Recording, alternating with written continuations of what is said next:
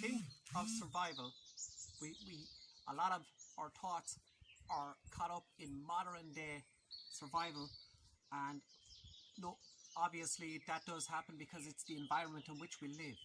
But what if we took a step back into time? Like, we have modern day axes and the toughest of metals. We have plastic containers for different jobs. We have knives, perfectly crafted and handmade. All these things. We have water carriers.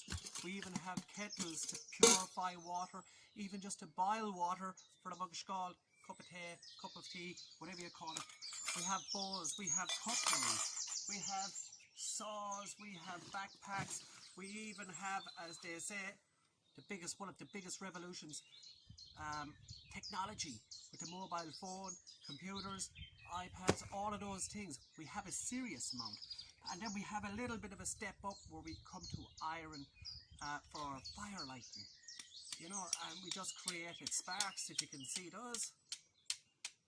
Yeah, using flint. And we also have what people use for many generations.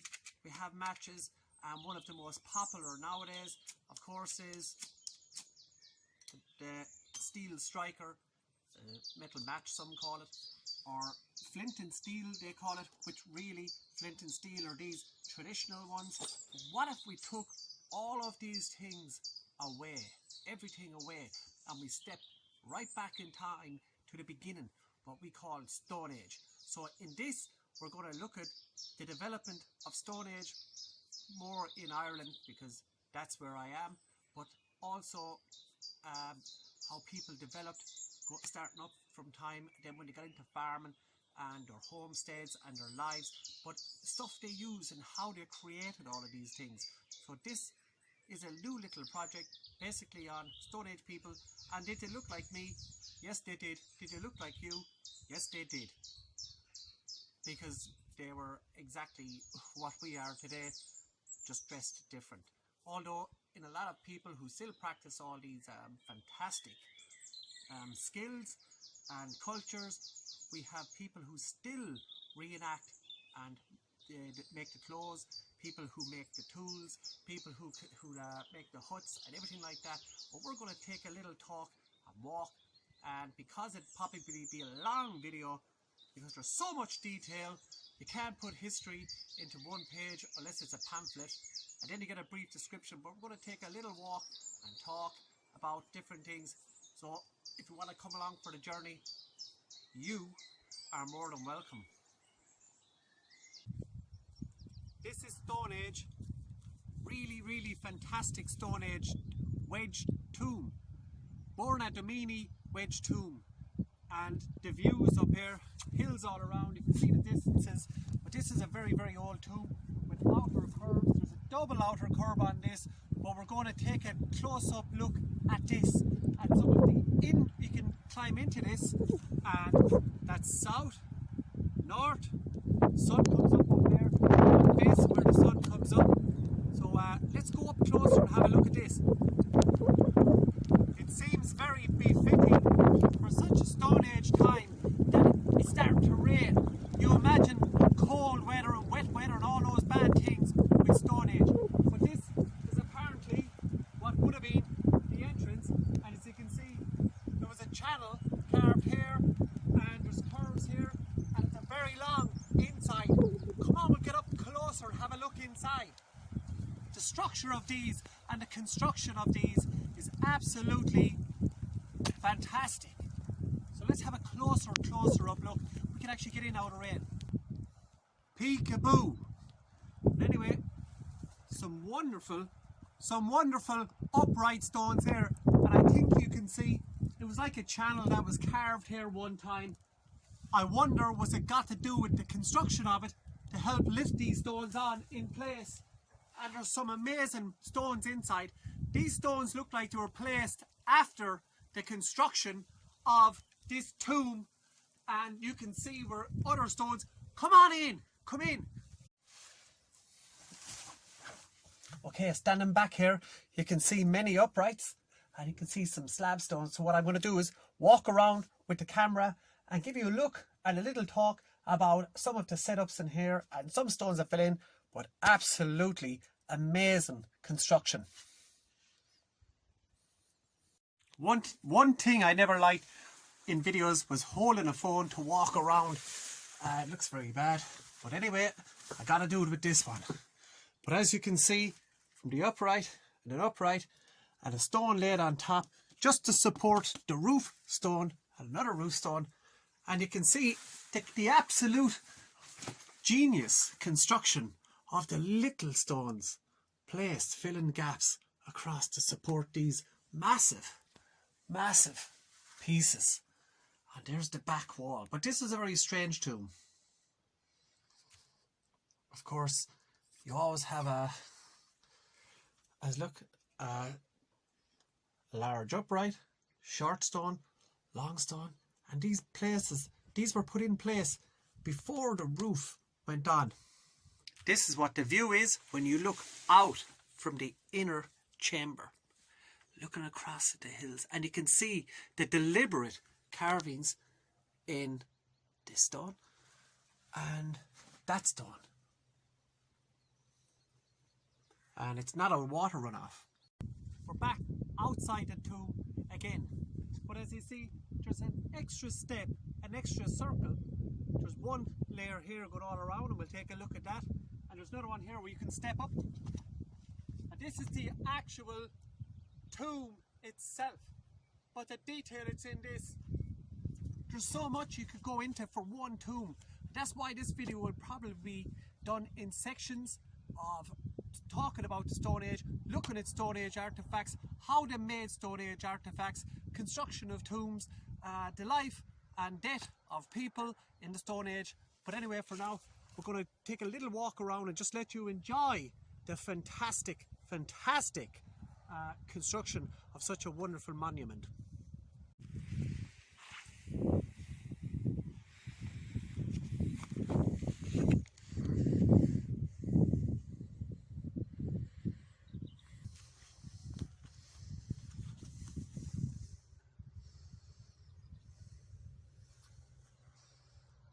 What a very impressive tomb.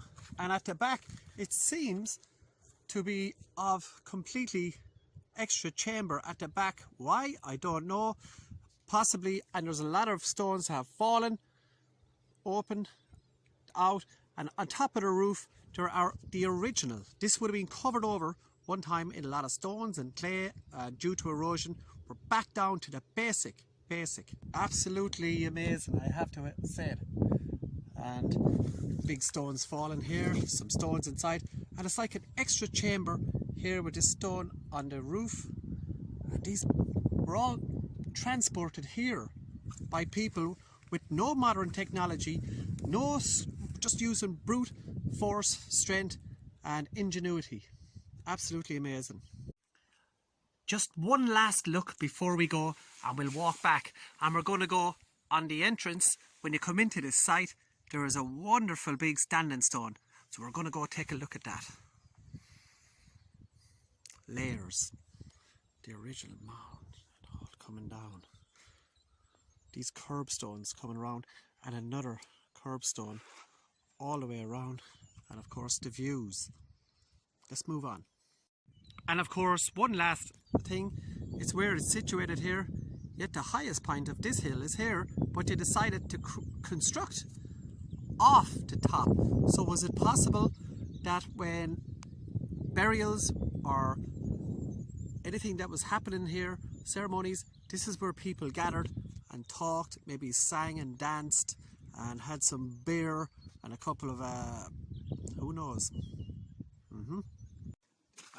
Pretty obvious name and why. But looking at these monuments, towering height, and you could only imagine how far this goes under the ground. And this was probably transported here, possibly with using the rolling logs effect, or if this we witnessed in some places seaweed, but we're very far from any beach here. So ropes, a lot of people. And this could have come from miles around, and it looks pretty square, and there is no markings. There there's no markings on this stone. And as you see the actual height of it, and I'm at least 6'6". If anybody asks, nobody can prove me wrong at the moment.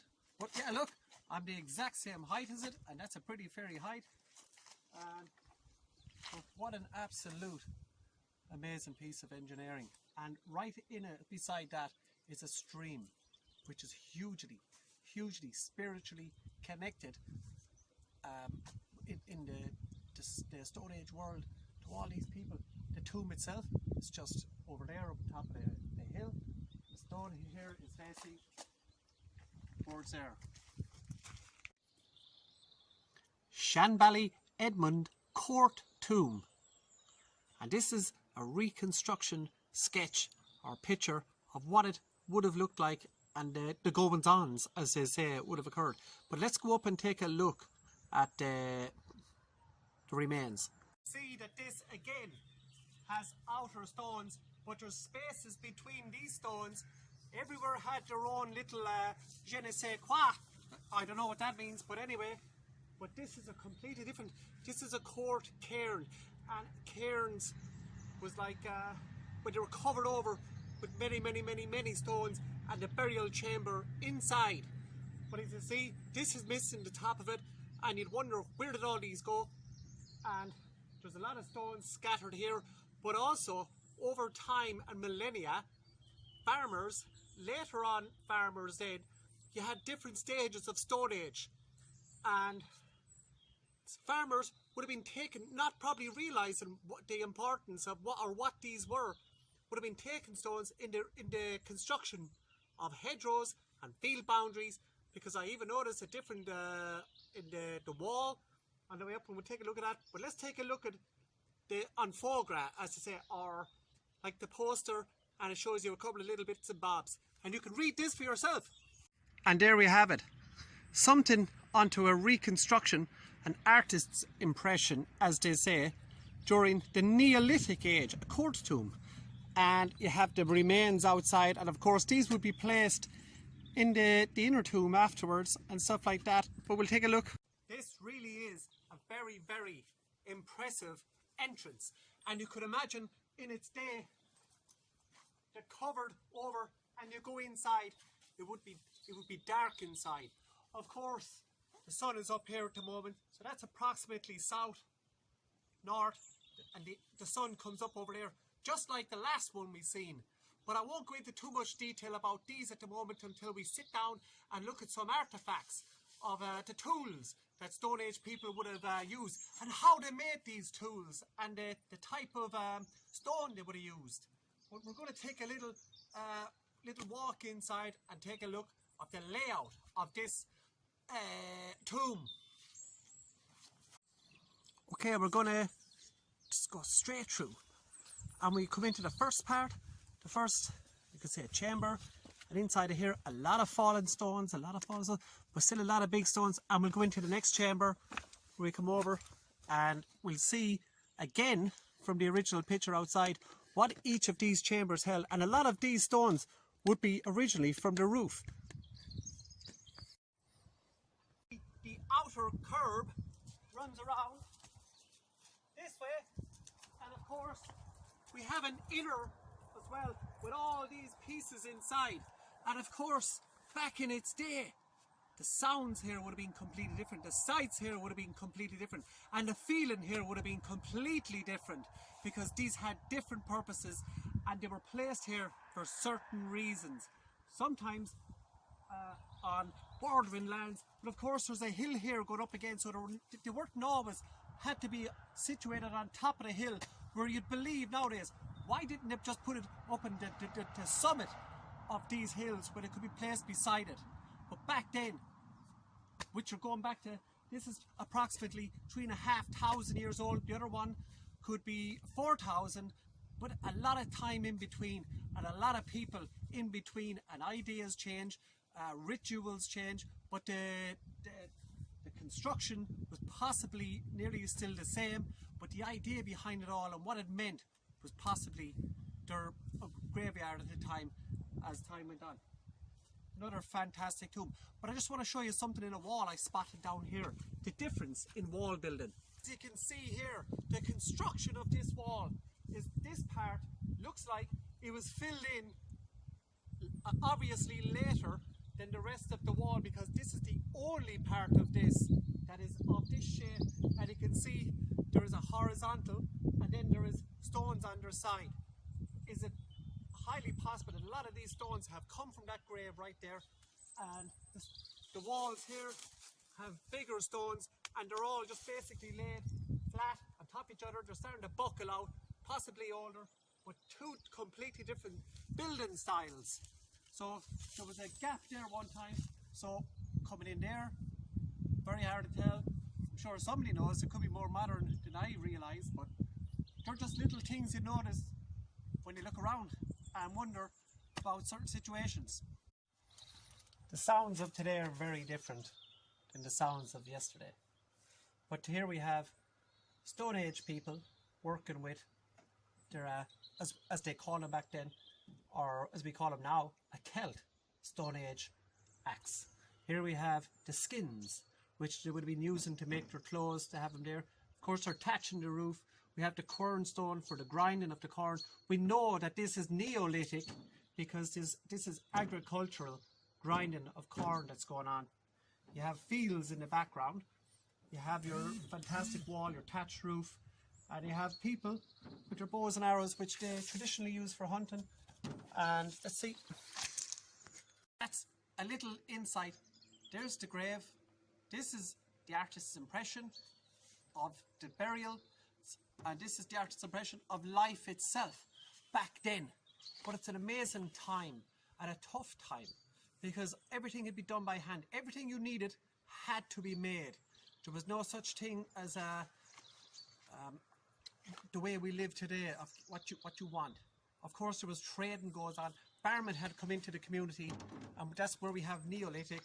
And the first people of Ireland came to Ireland in around, they say, between 8,000, 9,000 BC, during the Mesolithic. Of course, you had three eras of Stone Age. You had the Paleolithic, which is the old Stone Age. The Mesolithic is the middle Stone Age, and the Neolithic is the new Stone Age. And when you hear lithic, it's stone. So you have a monolith, which is like one stone, and megaliths are these giant stones that people had to transport with brute force, number one, but ingenuity on how to absolutely move them, transport them up, and the work that went in. But anyway, we're going to have a look at one more tomb before we start looking at some fantastic Stone Age tools that I have found, and these are authentic. And we'll have a look at some these are flint, and we'll have a look at the flint knapping detail, and I'll show you some flint knapping stuff that I made myself, that which is a very hard thing to do. It takes a lot of years of skill, which I do not possess. I can get the crude of the basic, and of course here's modern science, and look at me nice and relaxed as if there's nothing going on. Anyway, that's the thing about modern. We cannot stop time. Ever. It's ever going to change. So we're going to look at one more tomb, and there's a reason to have a look at this tomb. And it's this tomb and the first tomb we looked at are within 2 kilometers, or the bones of 2 miles within each other. But this one is a lot more further away, and we're going to go have a look at this one. And stay tuned. I'm down at the final of, there are many types of Stone Age burials and tombs scattered all over the country, but this one, which you're looking at here, the third and final one which we're going to look at, is another classic example of a wedge tomb. Wedge tombs date back to around 3,500 to 4,000 years ago, so it's a pretty long time. And as you notice, the hill right up over my head, but yet the tomb itself is down, not placed up on top of the hill, which really looks like such an obvious place to place a tomb for, so it can be seen for miles around. Plus it's on the border of a hedgerow which was put in at a later stage. So we're going to go up, have a look at closely at this one, and we're going to have a little chat about this one in particular, because there is something about this one. I'm sitting on what would have been originally, and more than likely, being at such a decent size, would have been a capstone placed over the top of all of this. How would you look? With Cora. But anyway, the funny thing about this tomb is that when I started coming here first, I noticed these bunch of stones. So I checked the Ordnance Survey map, and there was no record or no details of any kind of a burial in this place.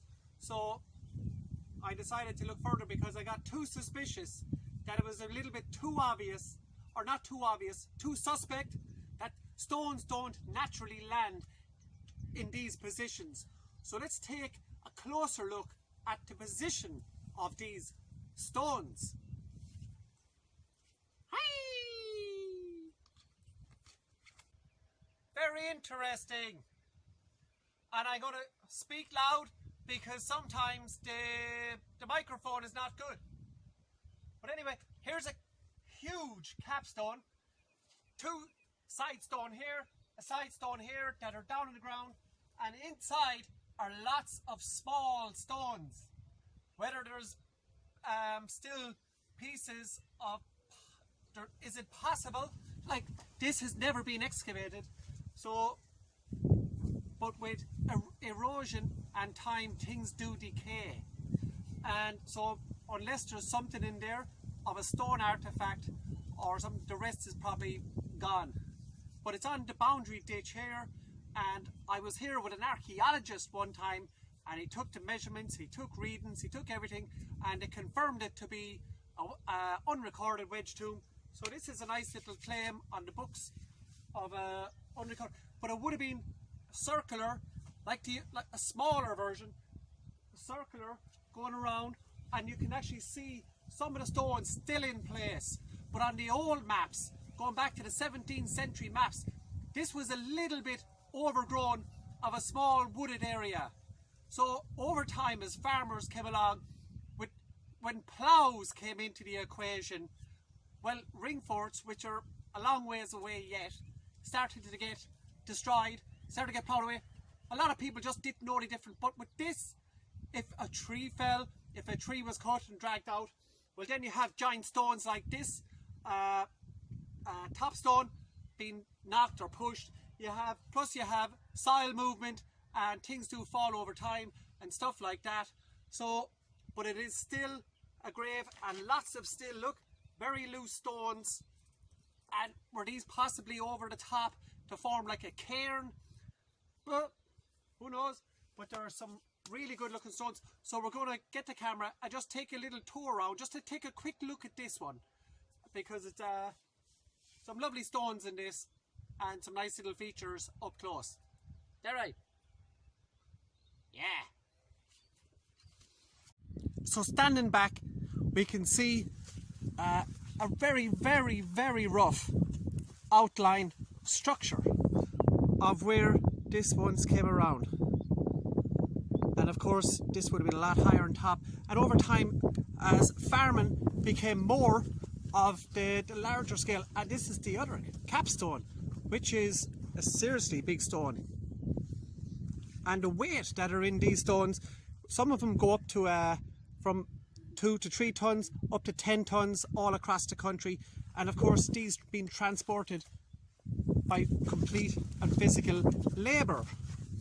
And I understand my camera work isn't top class, but this is the best I can give when you're a one-man show or a one-man roving band. And as you can see, this would have been a chamber, this could have been sitting on top, and that, and of course, like the other ones, it's faced with a like south to the right, north to the left, and sunrise, sunset.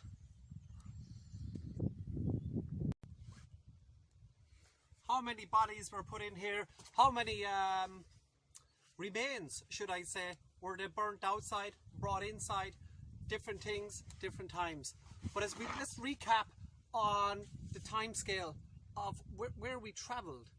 So during the last ice age, which lasted for, they say, approximately 20,000 years, from around 30,000 up to about 10,000.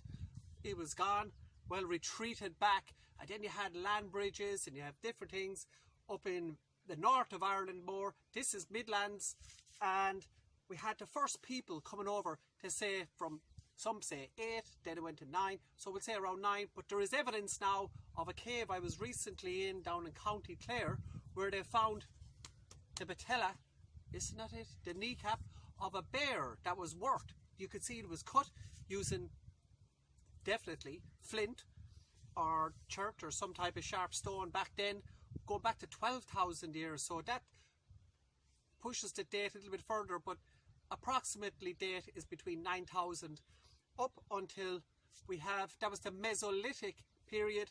From there up to approximately 4,000 BC, then 4,000 BC to 2,000 BC, we have the Neolithic. And the Neolithic is where the first farmers came. And the first farmers are the ones who brought us all of these.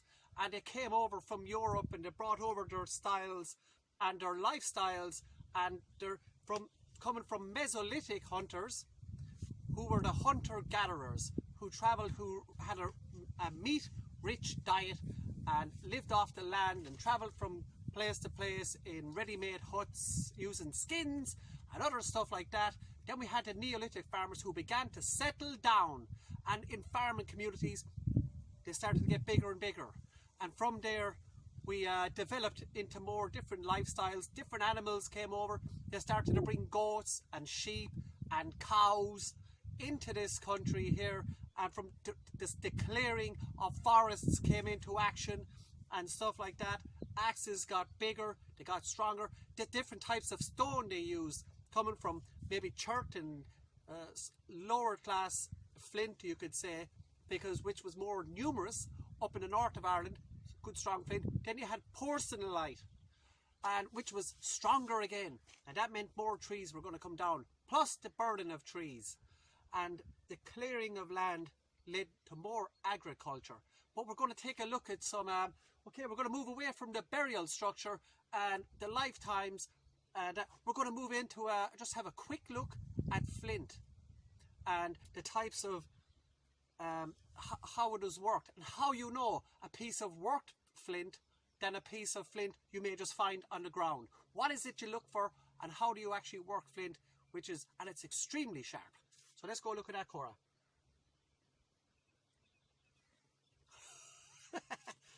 Which I haven't done in a long time. I think sometimes you can get so much caught up on social media and pictures and videos that it seems to overtake just the simplicity of being by yourself, which I do like to spend a lot of time. And you got to do what you do in life, and free time is what you do on the outside. But anyway, these are some wonderful deer skins that I have brain tanned, and they just need to be smoked, and that'll make them waterproof and stop bugs from eating into them and stuff like that.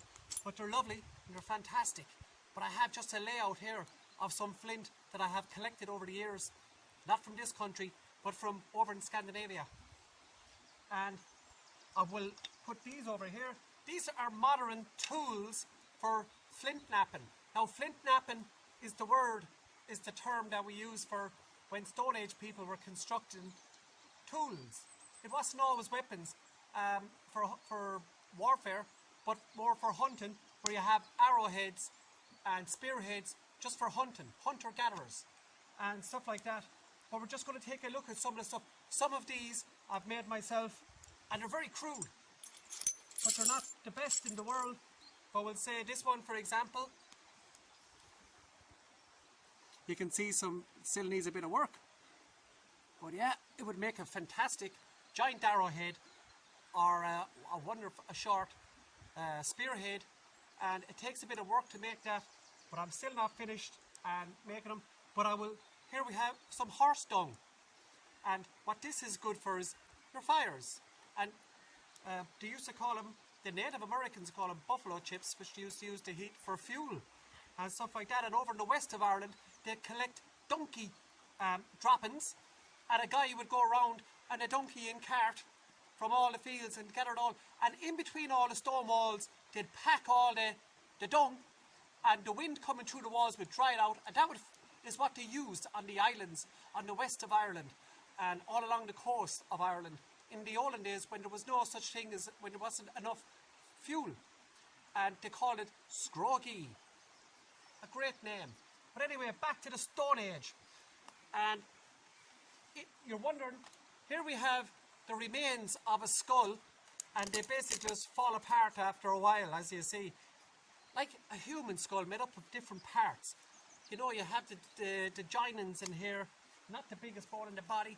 Of course, this is a red deer, and here we have an unmistakable antler, a fallow deer. And these were a fantastic, resourceful tool for Stone Age hunter-gatherers, Mesolithic, Neolithic, and before them, because it's what we relied on. But going back to Flint, these are some fantastic. Of course, the fire in the background, just to create the ambience, a bit of smoke, and the smell of smoke, nothing as nice. But just to look at some pieces that I made, that still in work in progress, just need some retouche, as they say. And here's a lovely little piece that, when worked down, will make a fantastic arrowhead. And sometimes what can happen with and as you see, we're coming down, and what you'll be doing is, and I have lost, you'd have a special mat over your knee to protect you from the things, and you'd clean it off using an abrasive. Now, I'm no flint knapping expert, but it's something I greatly admire. And if there's any flint knapping experts out there who are looking at me going, amateur. Well, yeah, that's exactly what it is, an amateur. But I don't mind. But anyway, we're all here to live, and we're all here to learn. You get it? But anyway, and you find a little piece, and what you can do is, if you want to create a striking platform, what they used to use is, these are modern type, with a copper nail on top, and these are replaceable, and these are copper tops, and these are copper, and you get a little area, and you look for a striking platform.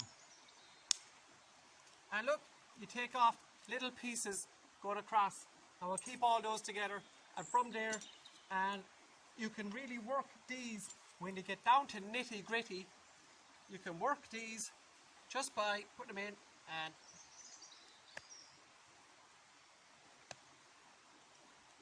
taking off little pieces at a time as you work around. But you have to create striking platforms. That's why you see all the things. But anyway, the reason I have these here today is because what the predecessor of the copper tools, and what people still use to these days, the experts, the top class experts, and even people beginning, which I must get my hands on, is antlers, the T-H-I-N-E-S, thines or tines, as we'd say over here in Ireland. And this is what we use. And of course, I don't want to destroy such a wonderful piece. And we'll say, for example, I was working on this unfinished arrowhead. I can put it in here. And these be the sharpened edge. And you can actually work it, take it off little pieces as you go along to shape your arrowhead, excuse me, or your axe, or whatever you're deciding to make. And from there, you get the shapes, you create the grooves, you get out the little pieces that you want out. We'll say for these little guys, for example, and that's where your little tools come in. And also, they used rocks, and there was different types of percussion. You had direct percussion and indirect percussion, different things. I don't want to go crazy doing all of this, because it's something I want to take my time with, but we're trying to get it done. And see, you can take flakes across it, and some of the time it's in the flakes, but we're going to take a look at, these are all, and here's one I was messing with earlier on, and I took a flake, and this gives you an idea of how to tell a worked piece of flint from a regular piece of flint you would find on the ground. They're telltale markings. But before I finish, God, I keep forgetting stuff. The antlers, moose antlers preferably, because they're extremely strong. Where they join the head, we'll say here, but they're much bigger, and this make them lovely and smooth. And these are what they came from. So this would be your working piece, but of course these would be all cut down and made into the sizes that are comfortable to work with and very strong. But we're going absolutely some fantastic pieces. Where was I? But I'm here. But anyway, let's take a look at some natural or absolute fantastic worked Stone Age pieces that were found in Scandinavia and the detail. So I have all these pieces laid out for you to look at, and straight away I'm sure you're looking at something going, what looks fantastic and what looks terrible. But here we have a lump of iron ore which I can possibly use for a fire once I get down to it, even just to create the faintest of sparks, and using a special fungus and a bit of tinder. But here we have some lovely little pieces that you could use for just cutting or skinning or anything you want. But these are wonderful pieces, and as you see, these are very crude, which I made myself.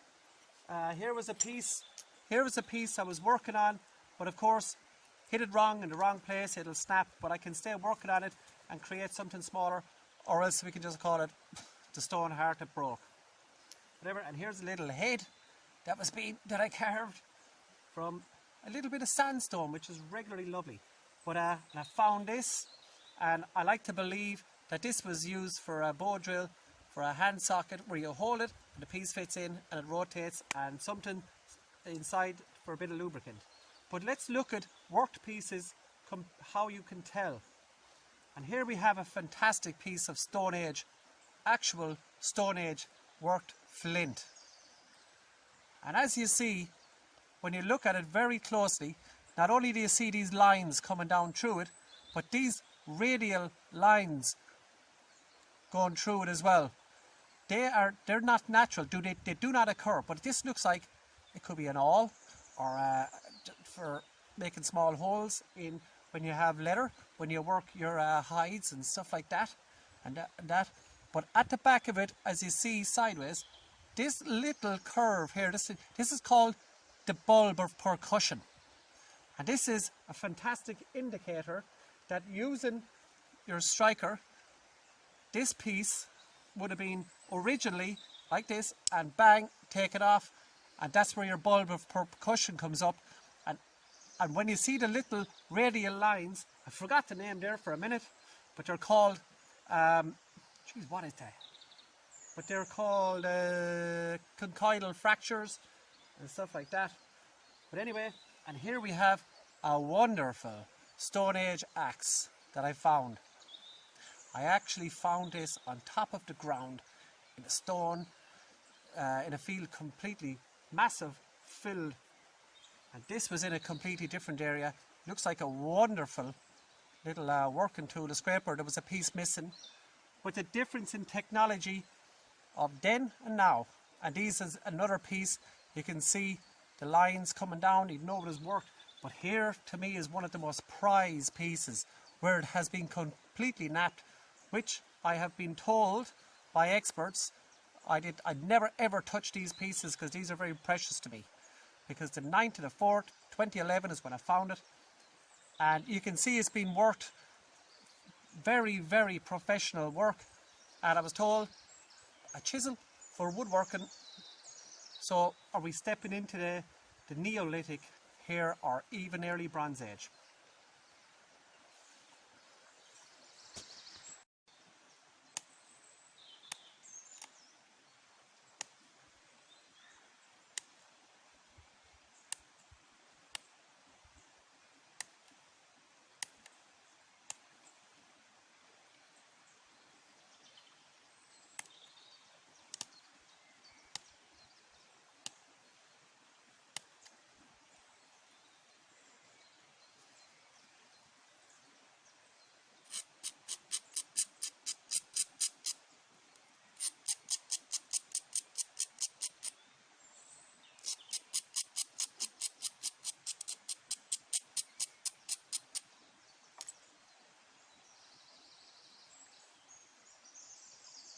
Probably my favourite time of history.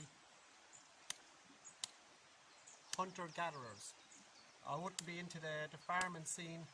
I think I would be more into the nomadic life of following the animals, following the changing with the seasons and everything.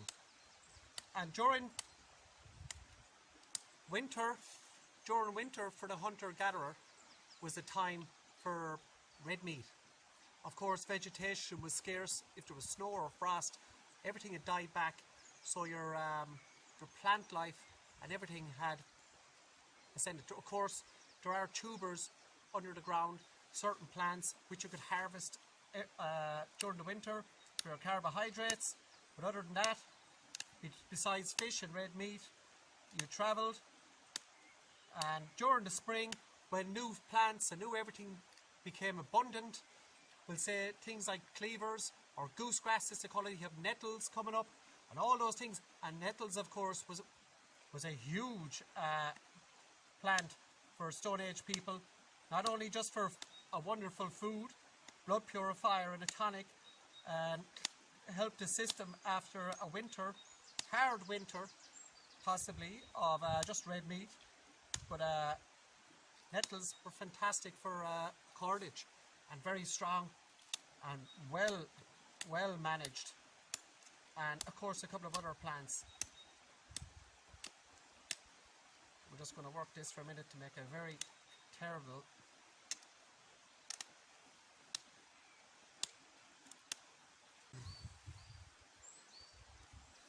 but I finished that little piece and it would make a very slender arrowhead, very slender.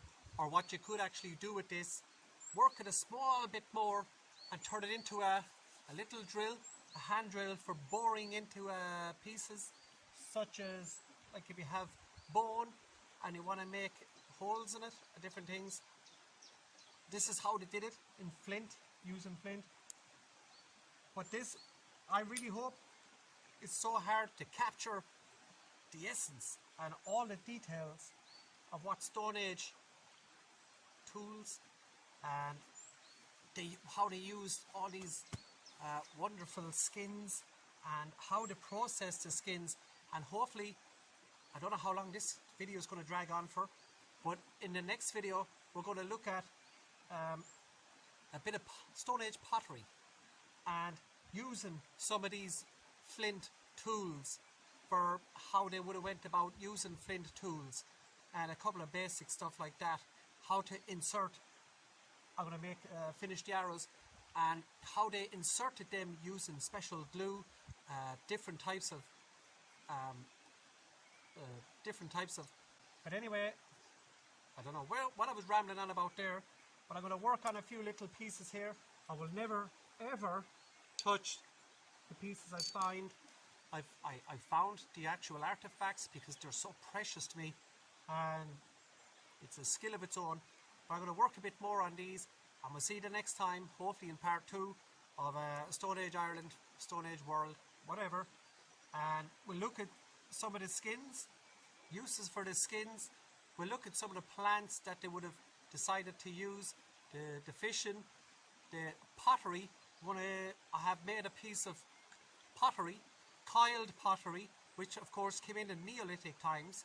Other than that, we had crude different things, but we'll show about harvesting some clay from the riverbank and processing it. Oh, a fish jumping over there. And when I got here first, there was 2 mallard on the river, male, August female, so at this time of the year they're courting. But anyway, they were happy out.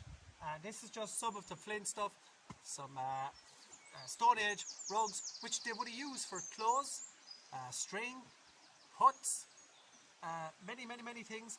Some with hair on, some did take the hair off. Depends on the what your situation was. Different processes, different things. So I look forward to the next time. I hope you're looking forward to the next one. It's just Stone Age times and how we got from there to here. Stay safe and we'll see you fairly soon. I hope.